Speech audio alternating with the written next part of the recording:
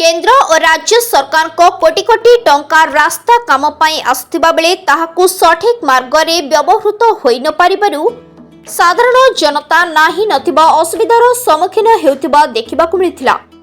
प्रकाश जे Khordha municipality रो 1 number ward रे प्राय 70 परिवार एक कॉलोनी रे दीर्घ वर्ष हेब रही आसुथिबा बेले सेठारे सठिक रास्ता निर्माण होई नथिबारु दीर्घ वर्ष हेब साधारण जनता नाही नथिबा असुविधार सम्मुखीन हेउथिले।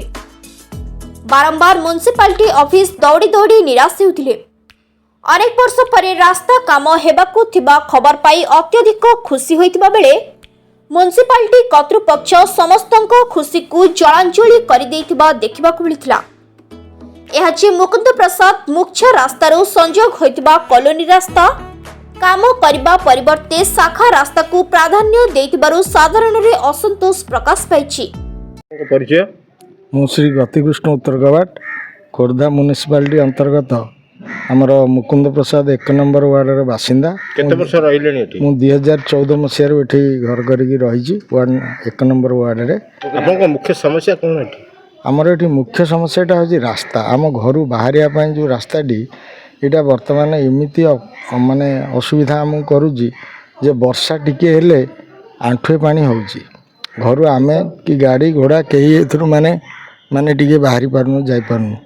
आमर ए जो अछि भुवनेश्वर को जिया रास्ता रु आम ए साइकी जो रास्ताटी कनेक्ट हेइची किंतु मुकुंद प्रसाद छकरू किंतु गोटे असुविधा होची कोन से काम हेइची एभली कार्य हैला जहाँ फल कि आम सदा बेले गोटे असुविधार सम्मुखीन हेलु।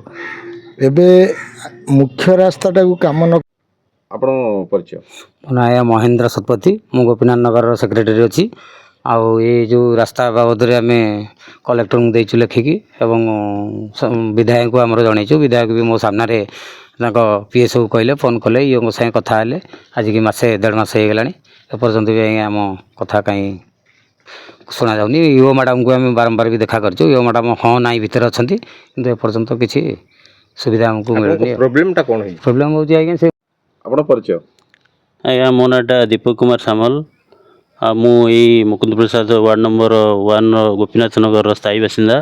ये दीर्घ 10 वर्ष है मु निजर घर करी ये रोचे। आम मैंने आज्ञा ये बहुत असुविधार सम्मुखीन होचु।